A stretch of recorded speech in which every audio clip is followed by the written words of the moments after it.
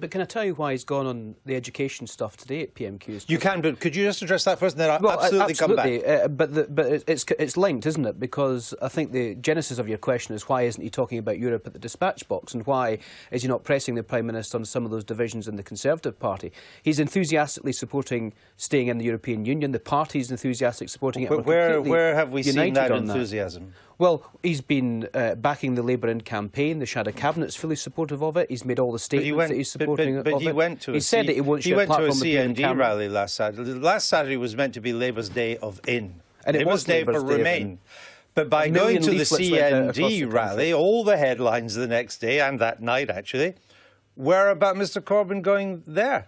Well, the bottom line is here, we're trying to create a division in the Labour Party that doesn't exist. Every single Labour MP, with the exception of half a dozen, are enthusiastically supporting the campaign to stay in the European Union. The divisions are on the family of the Conservative Party. You've seen that at Prime Minister's questions. Of course, no one's getting lumps out of each other here. We're very united in the message that the Labour Party's putting out. And the reason that Jeremy Corbyn didn't go in the European Union today at the dispatch box is because most parents are finding out this week which secondary school their children will be going to. It's very, very current in terms of the lives of ordinary parents up and down the country. So they'll watch that and think, I've just had a letter that means I can't get into the secondary school that even I live in the catchment area. That's relevant, and the Leader of the Opposition is pressing the Prime Minister on why. But absolutely, I understand that. But given that he chose to go in that area, why did he not include, from the Institute of Fiscal Studies, these quite serious figures about the growth of child poverty by the end of the decade? I mean, surely, for a Labour leader, it's an easy link, too, to link education and child poverty. Why did you not even mention that?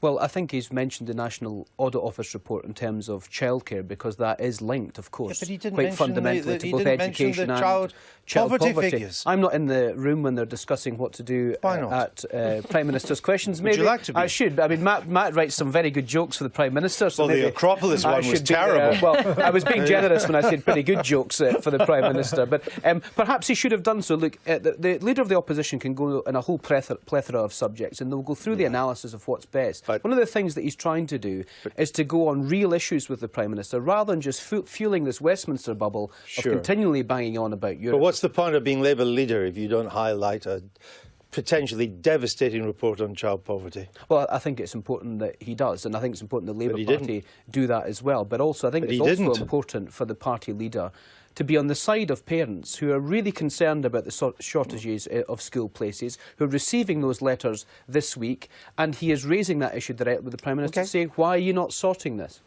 Coming back to Europe, are you worried that you will need Labour votes to win? You'll need Scottish Nationalist votes to win as well, because your own votes, Tory votes, are likely to be pretty badly split. Indeed, you may even lose the referendum among Tory voters. Are you worried about Mr Corbyn's enthusiasm for Europe? Well, the Labour Party is, as Ian said, pretty much united in favour of in. And there's a huge amount of Labour support for that position. So I think, you know, there's But are you worried about Mr Corbyn's apparent lack of enthusiasm? Not really. You don't think that Labour needs to do more to get that Labour vote out? Look, Jeremy Corbyn is not exactly the most appealing political figure to the general public. So what we need is the big voices who people trust. So you'd be happy not to share a stage with him then?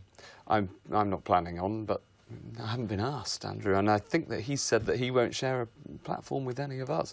But it's not about that. It's about allowing people to decide. And but I don't think that Jeremy Corbyn's whatever his position. Matters, is what you're saying. That's what you're saying. The European Union referendum won't be won or lost on politicians. It's ordinary voices that will win or lose this. No, but it could be won or lost on turnout. That's my point. And you need, if you want to stay in Europe, you need to get that Labour vote out. No, but it's not about Jeremy Corbyn. It's about the argument and the case that we're clearly going to. The economy will be stronger if we stay in. Barry Sherman's question was very accurate, because the Prime Minister should have been brave enough to say to the Conservative Party, "We have a deal. We're voting in." The fact he's not done that has a huge split, which makes it much more difficult to win this, and I think that's unfortunate. It's exactly like 75 in the Labour Party.